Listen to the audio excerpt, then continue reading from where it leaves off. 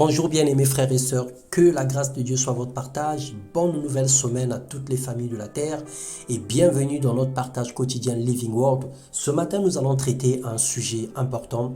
Nous allons partager la parole de Dieu sous le thème « Pourquoi tant de souffrance malgré la grâce ?» Nous bénissons le Seigneur pour toutes choses, nous lui rendons des actions de grâce.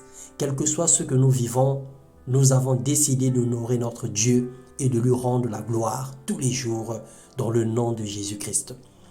La parole de Dieu déclare dans Michée, le chapitre 6, les versets 9 à 16. Il est écrit, « La voix de l'Éternel crie à la ville, et celui qui est sage craindra ton nom. Entendez la verge et celui qui l'envoie. Y a-t-il dans la maison du méchant des trésors iniques et un épha trop petit, objet de malédiction, étant pur avec des balances fausses et avec des faux poids dans le sac? Ces riches sont pleins de violence, ces habitants profèrent le mensonge et leur langue n'est que tromperie dans leur bouche. » La Bible nous déclare dans ces passages que est-ce que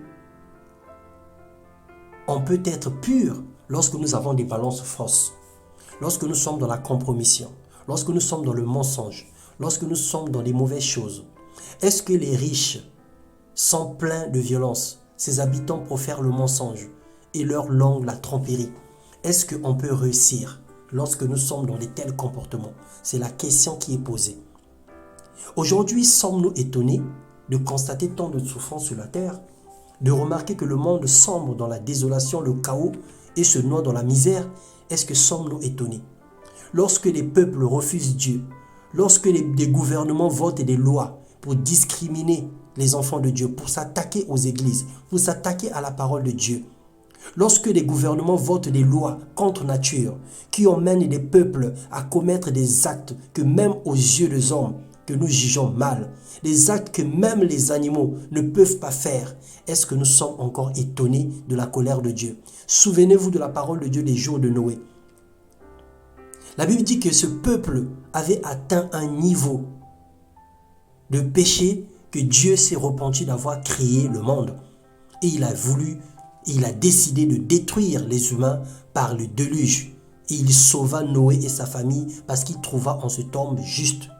Bien-aimé, l'histoire nous rappelle ces choses. Et Dieu, il est le même hier, aujourd'hui et éternellement. Aujourd'hui, le Seigneur avait juré en faisant un signe dans le ciel qui est l'arc-en-ciel, disant qu'il ne va plus jamais détruire le peuple par les déluges. Mais il réserve à un homme, il réserve à tous les hommes le jugement pour tous les actes qu'ils posent sur la terre. Mais le jugement est précédé par certaines sanctions que nous pouvons vivre ici-bas.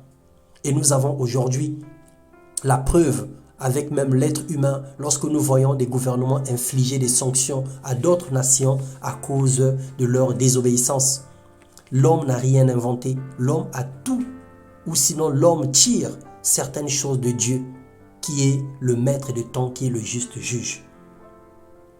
Nous avons acquis des biens par extorsion, par pillage.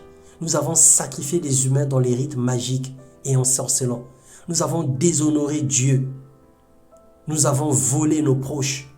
Nous avons été méchants. La haine et le mal a pris la première place dans nos vies. Et la Bible déclare dans la suite de la méditation de Michée 6 toujours, « C'est pourquoi, dit l'Éternel, je te frapperai par la souffrance. Je te ravagerai à cause de tes péchés. Tu mangeras sans te rassasier, et la faim sera au-dedans de toi. Je te livrerai à la destruction. Je ferai de tes habitants un sujet de raillerie. » Alléluia. Le Seigneur a décidé, après plusieurs avertissements, d'agir. Le Seigneur a parlé. Il te parle tous les jours au travers de sa parole.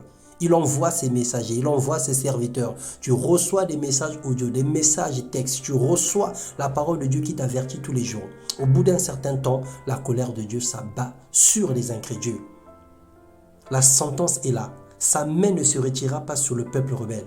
Il y aura encore et encore la souffrance sur la terre. Mais Dieu préservera les humbles. Il aura un regard sur ceux qui crient à lui. Ils seront consolés et apaisés. Cela ne veut pas pour autant dire que toutes les personnes qui sont dans la souffrance, c'est forcément la colère de Dieu qui s'abat sur eux. Nous savons également que l'ennemi, le diable aussi, nous inflige des maladies, nous inflige des situations pour nous faire perdre la raison, pour nous faire régner le Seigneur.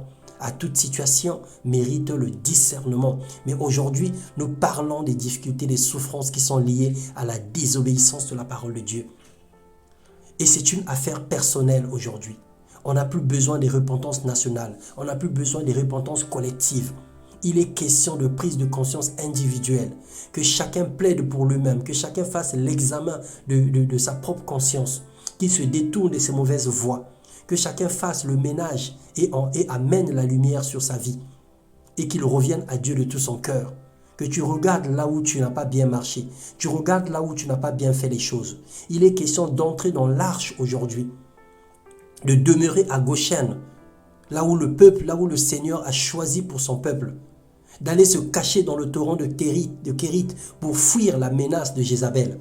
D'aller à Patmos pour aller entendre les révélations de Dieu. Fais la rencontre exceptionnelle avec Dieu. Cherche-le de tout ton cœur pour te repentir sincèrement afin de bénéficier de la grâce qui est encore disponible. Parce que la grâce de Dieu est disponible et le Seigneur est souverain.